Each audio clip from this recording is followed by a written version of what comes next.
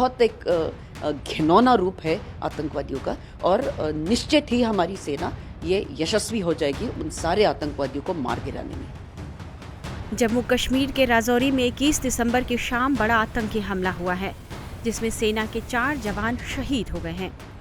हमले में गंभीर रूप से घायल एक जवान ने आज दम तोड़ दिया।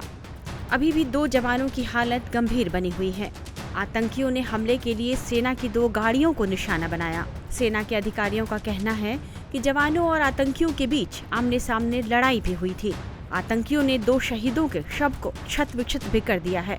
कहा यह भी जा रहा है कि आतंकियों ने सैनिकों को शहीद कर उनके हथियार भी लूट लिए।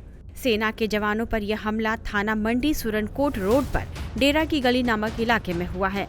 सेना का वाहन जब जवानों को लेकर सुरनकोट और बफलियाज जा रहा था, उसी समय सुरक्षा बलों ने आतंकियों के खिलाफ घेराबंदी की और तलाशी अभियान शुरू किया था। जवानों पर हमले के बाद सुरक्षा बलों ने पूरे इलाके को घेर लिया है। इस घटना के बाद आतंकियों और सुरक्षा बलों के बीच फायरिंग की भी खबर है। साथ ही इलाके में लोगों को हिदायत दी गई है कि वे पूरे ऑपरेशन के दौरान घरों से बाहर न निकलें। इस बारे में ग्राउंड से और जानकारी दे रहे हैं हमारे संवाददाता प्रदीप दत्ता। बिना कुछ खाए पिए पिछले 24 घंटे से हमारे सेना के जवान इस जंगल के इलाके में तैनात हैं। ये बुधवार शाम को ऑपरेशन शुरू हुआ था और कल यहाँ पे 3:45 पर आतंकवादियों ने 2 गाड़ियों पर हमला किया, जिसमें हमारे 4 जवान शहीद हो गए और 3 जख्मी हो गए थे। लेकिन उसके बाद से आप देख सकते हैं कि ज्यादा से ज्यादा यहाँ सेना के जवान मौजूद हैं और इस जंगल के इलाके को पूरी तरह से खंगालने में लगे हुए हैं। देखिए, बिना कुछ खाए पिए पूरी तरह से ये तैयार रहते हैं कि दुश्मन को जहन्नम में पहुंचा दिया जाए। और देखिए, ये वो बहादुर जवान हैं जो हमेशा तैयार रहते हैं, अगर मौका आए तो गोली खाने से भी चूकते नहीं, क्योंकि इन्हें चाहिए यहाँ पे पीस, इन्हें चाहिए यहाँ पे प्रॉस्पेरिटी आए। मेरे ख्याल से ये लोगों को सोचना होगा कि यही इनके असली खैर को आए, वो नहीं आतंकवादी जो पाकिस्तान से आते हैं सिर्फ यहाँ पे खून रेजी करने के लिए। वो आतंकवादी यहाँ पे सिर्फ कश्मीरियों को मारने के लिए आते हैं, क्योंकि आतंकवादी यहाँ पे अमन अमान या कश्मीरियों के चेहरे पर मुस्कान नहीं देख सकते। हमने देखा है कि किस तरीके से पिछले 4 वर्षों में यहाँ पे जब से अनुच्छेद 370 हटा है, किस तरीके से यहाँ पे अमन आया है, किस तरीके से यहाँ पे बहुत सारी चीजें ठीक हुई हैं। और इस समय आप देख सकते हैं कि यहाँ पे ऑपरेशन लगातार चल रहा है, इस इलाके को खंगाला जा रहा है। मैं आपको दिखाता हूं कि कितना मुश्किल इलाका है। इस इलाके में अगर आतंकवादी छुप जाए तो ढूंढना बहुत मुश्किल हो जाता है, क्योंकि यहाँ पे कई गुफाएं हैं जिसके अंदर वो छुप जाते हैं। और लगातार हमारे बहादुर जवान यहाँ पे देखिए ऑपरेशन करते हुए, और इस समय कुछ और नई टुकड़ियां आई हैं, ये भी जंगल के इलाके में जा रही है, पूरी तरह से जंगल के इलाके को खंगालेंगे। और कोशिश इनकी यही रहेगी कि सारे आतंकवादियों को ढेर किया जाए। बताया जाता है कि लश्कर के आतंकवादी थे जो इस हमले में इन्वॉल्व थे, और ये जो अंदर गुफाएं हैं उनमें छुप जाते हैं। हमला करने के बाद कायरों की तरह, बुज़दिलों की तरह उन गुफाओं में जाके छुप जाते हैं। और ये वो जवान हैं जो हमेशा लोगों के लिए, अपने देश के लिए गोली खाने के लिए भी तैयार रहते हैं, क्योंकि इन्हीं की वजह से अगर आप जो अमन देख रहे हैं जम्मू कश्मीर में, वो इन्हीं की वजह से है। अगर आज सिनेमा हॉल खुले हैं तो इन्हीं की वजह से, अगर आप लोगों के चेहरे पे मुस्कान देख रहे हैं तो इन्हीं की वजह से, अगर लाल चौक में एक बार फिर से तिरंगे लहराते हुए देख रहे हैं तो इन्हीं की वजह से, क्योंकि ये बहादुर जवान अपने परिवार का नहीं सोचते, अपने बारे में नहीं सोचते, सोचते हैं तो सिर्फ देश का और देश के वासियों का। और इस समय भी देखिए, बिना कुछ खाए पिए पिछले 24 घंटों से लगातार ऑपरेशन है, लेकिन इनके चेहरे पे आपको शिकन तक नजर नहीं आएगी। और देखिए किस तरीके से तैयार रहते हैं हमेशा देश के लिए। और एक बार फिर से अब दूसरे इलाके में, इस इलाके को खंगाल लिया, अब दूसरे इलाके में जाने की पूरी तैयारी हो रही है, क्योंकि ये पूरा चप्पा चप्पा खंगाल देंगे।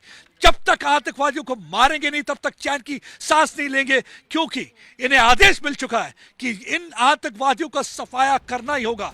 रक्षा विशेषज्ञों का कहना है कि सेना के वाहन पर हमला पाकिस्तान की तरफ से योजनाबद्ध तरीके से किया गया है। रक्षा विशेषज्ञ शिवाली देशपांडे का मानना है कि आतंकियों ने हमले से पहले यहाँ रेकी की होगी। देशपांडे बता रही हैं कि आतंकियों ने यहाँ किस तरह हमला किया होगा। एक बहुत दुखद खबर आई है 4 जवान हमारे देश के इन्हें वीरगति प्राप्त हुई है। जम्मू कश्मीर के इलाके में थाना मंडी नाम का एक गांव है राजौरी सेक्टर में, और वहाँ पर एक धतियार मोड़ है डेरा की गली के पास। तो वहाँ पर उस मोड़ पर बहुत पथरीला रास्ता है, तो नेचुरली गाड़ियाँ जब गुजरती हैं वहाँ से तो उनकी स्पीड कम हो जाती है। स्पीड जब कम होती है तो वो एकदम सही मौका होता है किसी भी सेना को या किसी भी आतंकवादी को हमला करने का, जब गाड़ियों की स्पीड कम होती है।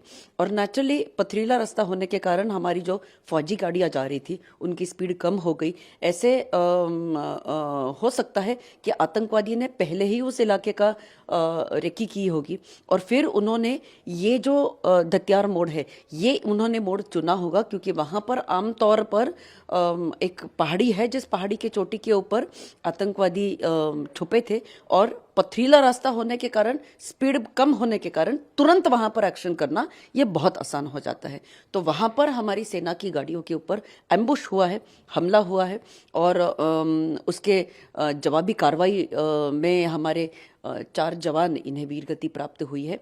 लेकिन इसके लिए तुरंत उस एरिया को कॉर्डन ऑफ किया गया है और आतंकवादियों को अभी जो कार्रवाई शुरू है वो कार्रवाई अभी जारी रहेगी जब तक आतंकवादी मिल नहीं जाते। इस प्रकार के जो मंसूबे रहते हैं आतंकवादियों के कि छुपकर डर कर मारना भारतीय सेना के जवानों को, ये बहुत एक घिनौना रूप है आतंकवादियों का, और निश्चित ही हमारी सेना ये यशस्वी हो जाएगी उन सारे आतंकवादियों को मार गिराने में।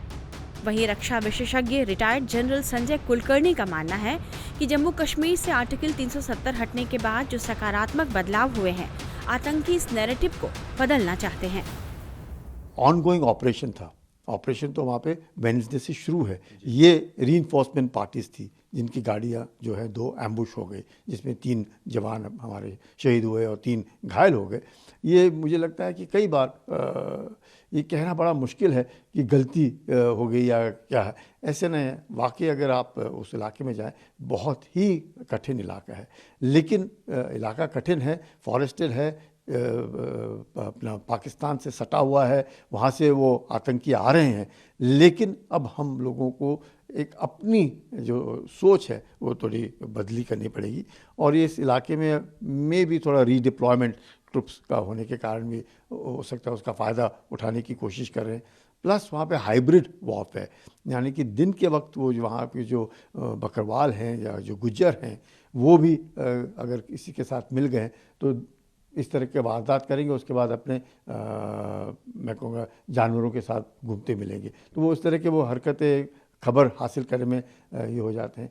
प्लस अभी मुझे लगता है एक और कारण जो हम सोच सकते हैं वह है कि जो पहाड़ी हैं वहाँ के, उनको भी एसटी स्टेटस देने की सोचे गए। तो ये जो छोटी छोटी चीज़ें हैं जिनसे वहाँ के लोगों के बीच में एक तरीके से अनबन पैदा करना, पाकिस्तान इसका फ़ायदा उठाने की कोशिश करता है। और अपने यहाँ पे भी हाइब्रिड वॉरफेयर में मैं कहूँगा कि अब ये कहना कि बार बार उस पार से ही लोग आए हैं, होंगे ये नहीं कह रहा, क्योंकि जैश मोहम्मद हुआ, लश्कर तैयबा हुआ, इनके अलग अलग जो ऑर्गेनाइजेशंस हैं, ब्रेकअवे ग्रुप्स हैं, इन्हीं से उनके साथ उनका संबंध है।